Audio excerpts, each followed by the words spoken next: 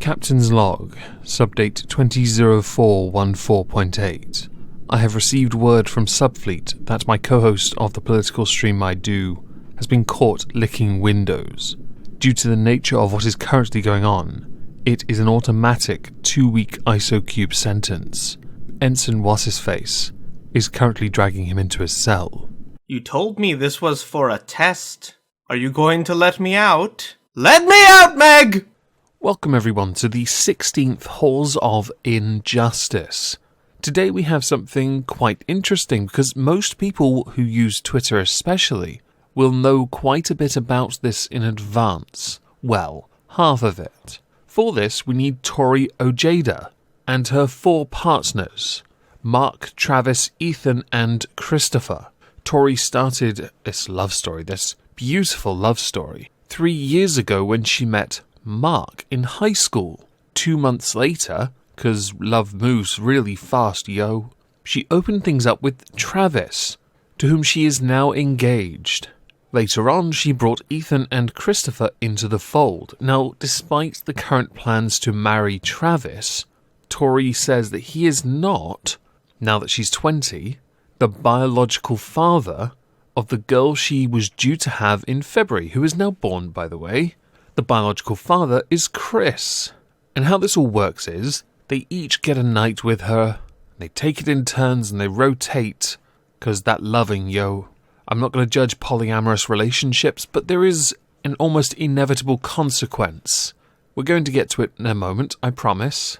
How the family intends now, because there's 4 guys, 1 woman, is that they're going to do it all together. They're going to work as a group to achieve goals and make sure this child grows up to be happy, strong, injury-free. The group has indicated that over the years they have dealt with jealousy, with it being especially hard for Mark and Travis to accept Ethan and Christopher. But Ethan has said they've spoken, they've talked it out like bros and agreed. This is in the best interest. They all get to pork her. Tori herself has conceded that it is exhausting having to please 4 different men under the same roof, with her actually encouraging her boyfriends to pursue other love interests. It's like you're trying to break up with them, but you can't be bothered because you gotta have that peen, or something. I actually have no idea what. She also believes that because when the baby was due, having multiple parents in the house might be a benefit. Because if one person can't be bothered, at least you can rely on the other 3, right? Right.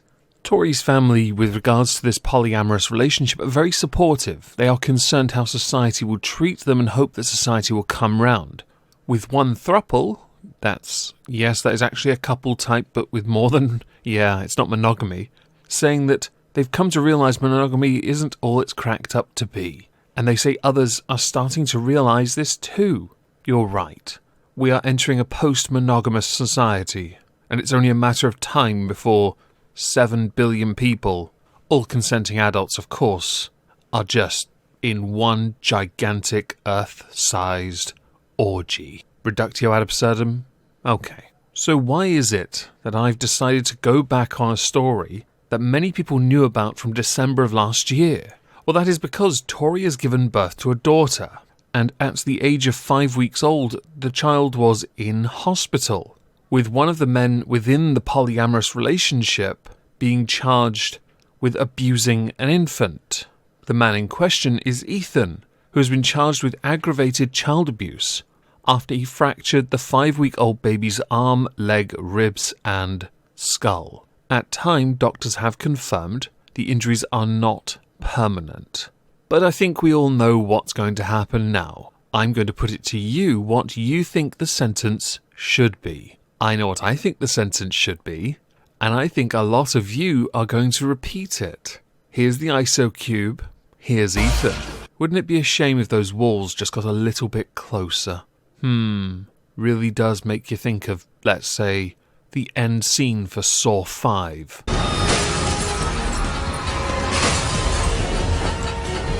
A reporting officer said that Ethan stated he believed he heard a pop during the occurrence. Currently, Ethan is behind bars with a bail set at $250,000. I don't care enough to probe on the status of the relationship. My only true concern is that of the child's well-being, and only when more information comes out will we know the full scope and context for what actually happened. That way we can be certain the sentence is 100% accurate. Now, I think we can all agree for the most part, when everyone had started hearing about Toria Ojeda, we knew it was entirely an attention seeker just looking for attention, cause attention, and all the men looked like absolute cucks. That's how it all came across at the time. I still think there is some validity to it, but this, much like previous instances of polyamory going to pot, will just lead more people to say polyamory doesn't work. You can draw your own conclusions. I personally don't care about polyamory. It's not my thing. Perhaps I'm just selfish like that.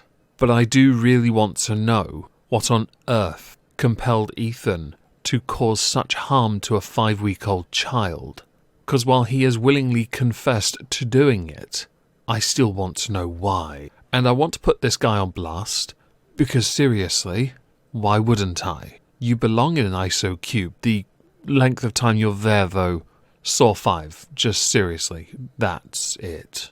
With these kind of cases, I'm interested to know what you think, and I will of course update you when more of this unfolds, because no date has been set for the trial, and I do want to know how it ends.